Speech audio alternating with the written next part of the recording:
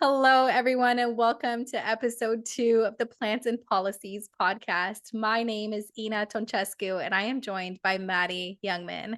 Since this is only episode number 2, we're going to do another quick introduction of who we are in case you haven't actually watched the first introduction. So, Maddie, I'll let you go first. Hello, everyone. Welcome back to the podcast. I'm Maddie Youngman, as Ina mentioned. I'm a graduate student at the University of Alberta and a researcher for Canadians for Responsible Food Policy. And I'm really excited to be here and to be in discussion with you all and with Ina, of course. Amazing. And Maddie is such a valued member of our organization at Canadians for Responsible Food Policy. We couldn't bring all of this research that we find that you've seen without the help of Maddie Youngman and our research lead, Howard Nye. For myself, again, my name is Ina Toncescu, and I am the managing director at Canadians for Responsible Food Policy. I'm responsible for managing the organization's activities, our communications, and everything surrounding that, which is why I'm running the podcast. And usually you'll see me on the social media channels, of course. I would also be the main person lobbying federal politicians alongside our supporters. So let's get into it. Let's talk about what we came here to talk about. Maddie, what do we want to dissect today? Well, just recently, if you have seen on our social media, we posted about a market analysis done by the federal government of Canada. This showed that 40% of Canadians are seeking or already introducing plant-based foods, specifically proteins, into their diet. So when we look into this further, the analysis shows that we see more breakdowns, and keep in mind this is from 2019. So they're probably better now, considering it's about 5 years later. But the breakdowns show that plant-based protein in Canada is expected to contribute more than $4 billion to GDP growth. Isn't that a lot? It's crazy. It's a lot. It's a lot. And I also saw that this market is expected to grow at 14% annually by 2024, which is this year, and to be a third of the protein market. So I have one question. Why are we not subsidizing this even more? That is a great question. And one that I cannot answer very simply in a very easy sort of manner here for the podcast. But if Canada were to start really pushing for plant-based protein production, Canada could be the leader in plant-based protein production and processing as well, since a lot of the processing that we do here is sent away. We could also be considered the protein basket of the world, especially in Western Canada, sort of where I am located, because of the sort of land that is most suitable for that kind of production, for like lentils and beans and those sorts of things. This could not or would not only support efforts towards fighting climate change, of course, and meeting Canada's climate and sustainability goals, but it also could greatly support the Canadian economy. Another little statistic that I think is important to pay attention to is that it takes 4 times more water to produce beef than, for example, lentils or other plant based protein. Yeah, and that's 14.5% of GHG emissions that come from the meat Mhm, and dairy industry. So we have a mhm. great opportunity to meet our sustainability goals by 2030, which is only 6 years away now. And that's a little bit scary. But 6 years, we could do a lot. And I think that, we have these net zero goals for 2050. And so looking at the protein being produced in Canada, we have the opportunity to process a lot of plant-based proteins in Canada, which could very much positively impact the country's efforts towards more sustainable production. Right. Yeah, for sure. And there's a lot of pollution that goes with animal protein growth as well, right? Yeah, there's a lot. So putting on my little scientific researcher hat here, according to the Good Food Institute, alternative proteins cause significantly less air and water pollution and use significantly less land. So by using plants, fermentation, or cell cultivation instead of livestock, the production of alternative proteins does not emit the same toxic air pollutants, including ammonia, particulate matter, and hydrogen sulfide. So as you know, in comparison to the conventional meat production that we currently see here in Canada. Hmm. Hmm.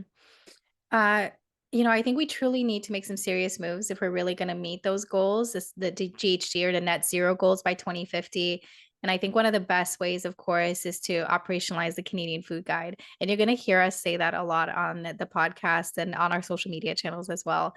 The Canadian Food Guide is predominantly plant based, but still allows for choice of proteins. Of course, the preference would be plant based ones, but also allows for current animal proteins and animal byproducts in much smaller quantities.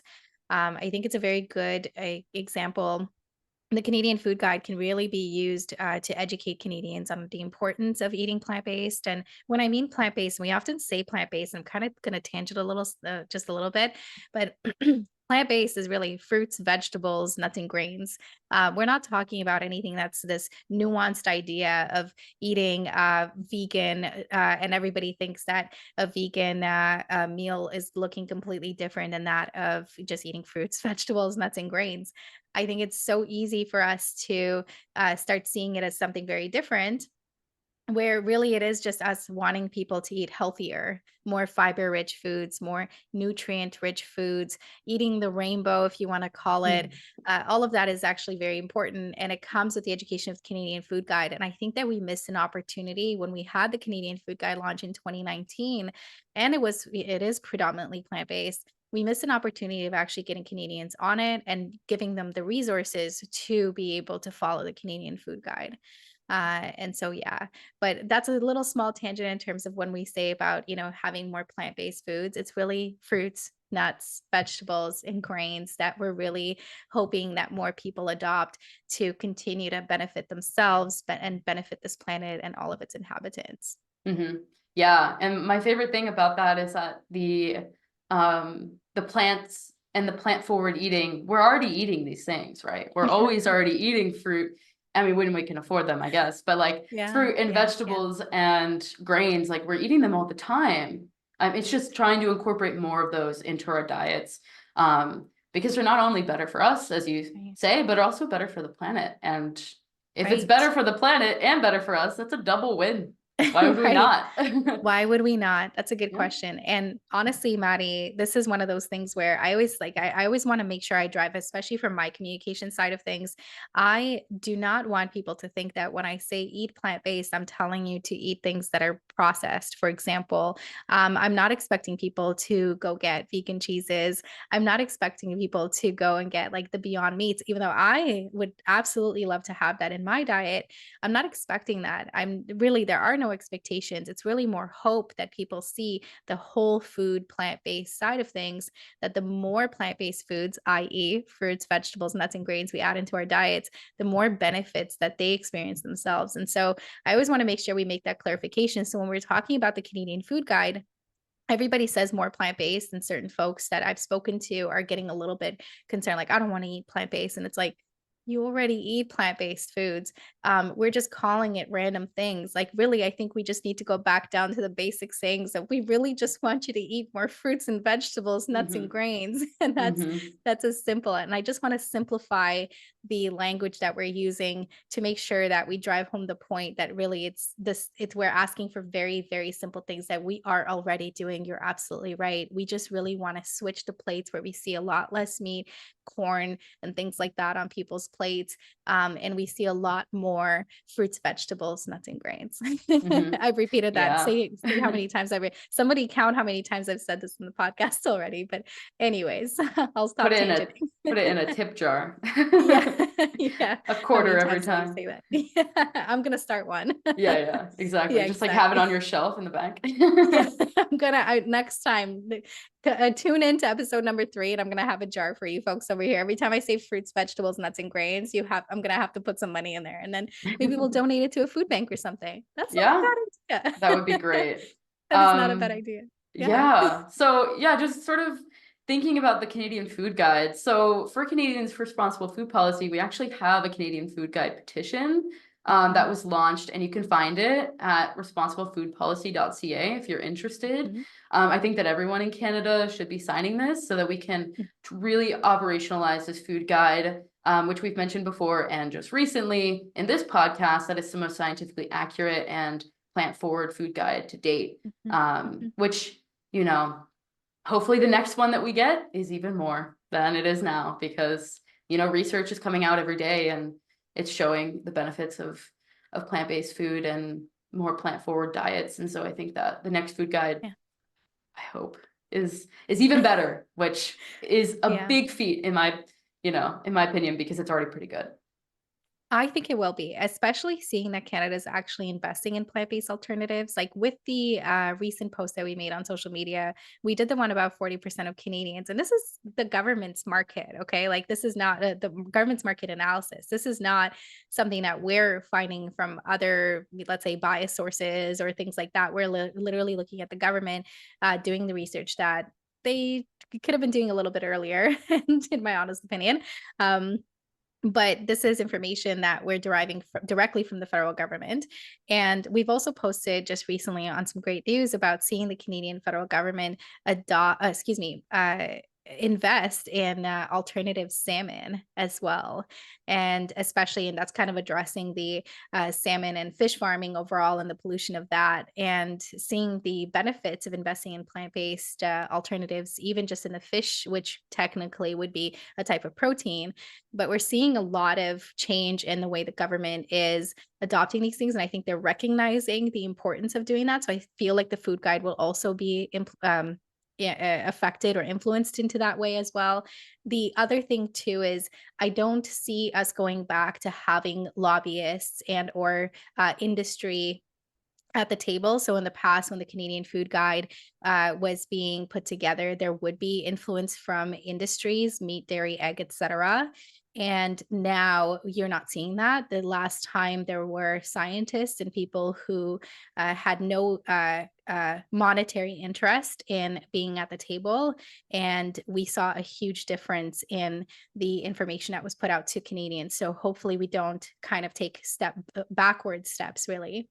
Now, when it comes to signing the Canadian Food Guide petition, when it really helps us to be able to approach members of parliament and ask them to vote in favor of plant-based policies. Basically, when you sign, you also provide your postal code, and that helps us see where the ridings are and how much support is in each riding. My dream is to see go to an MP and say, hey, there's 15,000 people in your ridings that really want to see the food guide be basically introduced on across the food system federally. And there's a lot of steps to be doing that, and there's a lot of sort of chapters of being able to introduce a food guide federally and educate Canadians, one of them being like public education campaigns, for example, that we're really lobbying for. And when we do that and we approach an MP and say that kind of stuff, we're able to communicate with them and say, hey, these are all of your supporters, and they're speaking towards actually implementing this. It's a lot louder voice for us to be able to say, hey, your riding is actually speaking this, than say, hey, in general, 40% of Canadians are adopting plant-based proteins, as an example. So please Yeah. do head on over, right? Oh And yeah, they really want to see where the support is coming from, so they yes. can sort of dial in and like put faces to the Mhm. people, right? Yeah, and this is their voters, right? These are the people that are putting our members of parliament where they are. We are the voices, and we do need to use those voices through petitions like this, for example. So please do head on over to responsiblefoodpolicy.ca and sign a petition today if you haven't already. And anyways, I think that is enough for today. Thank you, Maddie, for continuing to bring us more insight into the current food system and the potential new food system that we can introduce to achieve our sustainability goals. I want to thank everyone for tuning in again to the Plants and Policies podcast. I love the alliteration. It's an absolute pleasure to be bringing this to you, and thank you for your time. Don't forget to share and subscribe. Bye for now. Bye.